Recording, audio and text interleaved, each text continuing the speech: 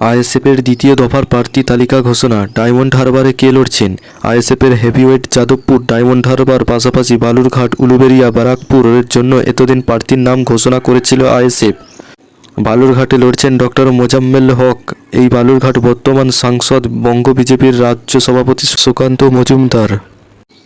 বৃহস্পতিবার সন্ধ্যাতেই যে প্রার্থী ঘোষণা করা হবে তা আগেই জানিয়েছিল আইএসএফ।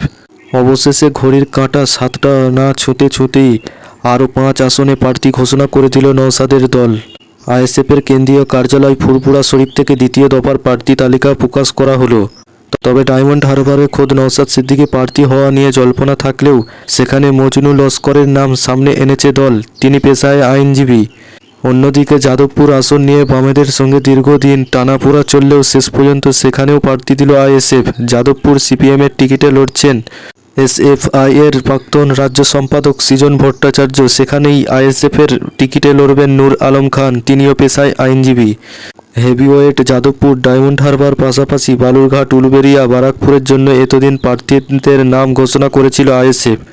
বালুরঘাটে লড়ছেন ডক্টর মোজাম্মেল হক। এই বালুরঘাটের বর্তমান সাংসদ বঙ্গ বিজেপির রাজ্য সভাপতি সুকান্ত মজুমদার এবার পদ্মর টিকিটে লড়ছেন।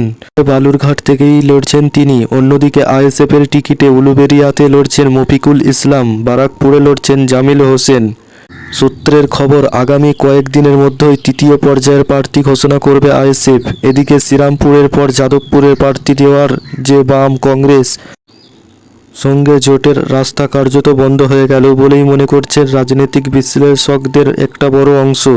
যাদবপুরে যে আইএসএফের প্রার্থী দেবে না সে আশাই ছিল সৃজন ভট্টাচার্য নিজেও। অন্যদিকে আইএসএফে আবার শ্রীরামপুরের তাদের ছাড়ের কথা বলেছিল। সেখানে বামেদের টিকিটে লড়ছেন দিস্পিতা ধর। সূত্রের খবর, এতদিন প্রচারের পর আর সেখান থেকে প্রার্থী তোলা সম্ভব নয় বলে জানিয়ে দিয়েছিলেন বাম নেতারা। এই শ্রীরামপুর আইএসএফের টিকিটে লড়ছেন শাহরিয়ার মল্লিক। নতুন নতুন ভিডিও পেতে আমাদের চ্যানেলটিকে সাবস্ক্রাইব করুন এবং একটি লাইক করুন।